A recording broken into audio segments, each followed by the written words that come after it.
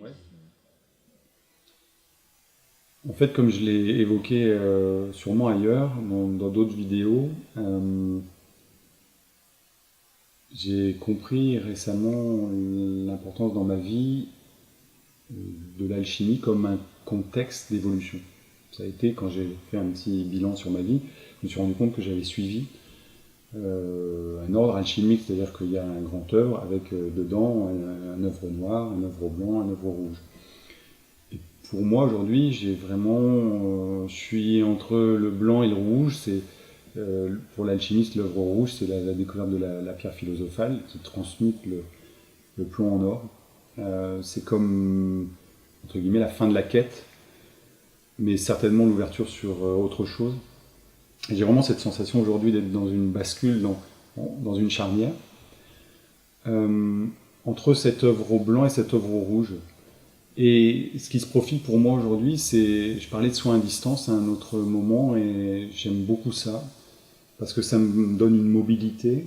J'ai la sensation que jusqu'à maintenant, dans mon expérience, j'ai pas eu l'occasion d'aller tellement côtoyer d'autres cultures, sinon à un moment avec un enseignement spirituel qui était worldwide, donc il y avait vraiment des gens de partout, et c'était super, on parlait qu'en anglais, il y avait beaucoup de calls, et c'était beaucoup d'échanges, mais avec des cultures tout autour du monde, mais pas les cultures des pays en voie de développement. Et moi j'ai une envie folle d'aller découvrir ça, d'aller soigner là-bas, d'aller offrir finalement sur la route un soin pour un bol de riz ou un soin pour, je ne sais, enfin pour avoir un toit, peut-être faire de l'humanitaire, sûrement même. J'ai vraiment envie d'ouvrir complètement mon cœur en fait. Il y a quelque chose comme ça, avec cette idée d'aller dans le monde, d'aller découvrir sûrement aussi beaucoup de souffrance. Il y a quelque chose qui se passe, il y a des choses qui se passent ailleurs qui sont pas faciles. Quand on lit des choses sur l'humanitaire, c'est impressionnant. Mais en même temps, ça me fait pas peur. Au contraire, je pense que moi, je me sens appelé à aller chercher, reconnecter ou réactiver des codes. On pourrait dire, j'en sais rien. En moi, il y a des choses qui appellent pour être réactivées. Je peux dire ça vraiment. Et donc, c'est en allant à travers le monde, chercher dans d'autres cultures, dans d'autres rencontres. Ça me motive énormément. Je pense que c'est mon avenir, c'est ça. C'est en train de se profiler. Je ne vais pas vous en dire plus aujourd'hui, mais je le sens très fort au fond de moi. C'est la première fois que je ressens des choses comme ça aussi. Les gens parlent facilement d'un appel à faire quelque chose ou à aller quelque part. Moi, c'est quelque chose que je ne connaissais pas et puis qui est en train de se faire voir en moi. Ça émerge. Et puis, j'aime bien me laisser aller à ça.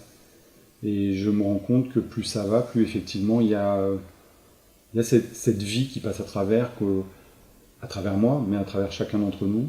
J'ai vraiment cette sensation que je décide pas de grand chose au final, et que c'est la vie. Peut-être que j'ai choisi un moment avant d'arriver, c'est peut-être une croyance, mais quelque chose qui me paraît assez logique, que je ressens assez profondément en moi, en tout cas, pour que ce soit juste. Et donc cette vie qui passe à travers, et puis finalement qui va m'emmener partout où c'est nécessaire d'aller, juste pour découvrir ce qu'il y a à découvrir, pour réactiver certaines choses et pour être la personne que j'ai besoin d'être, pour développer ce que j'ai besoin de développer. Et ça va être pour moi dans la suite, je pense, dans un voyage autour du monde, en fait, pour aller rencontrer d'autres gens. Voilà où je vois mon avenir. Enfin, où je le vois, où je l'imagine, où je le rêve en tout cas pour l'instant, parce que je vois pas grand-chose en fait.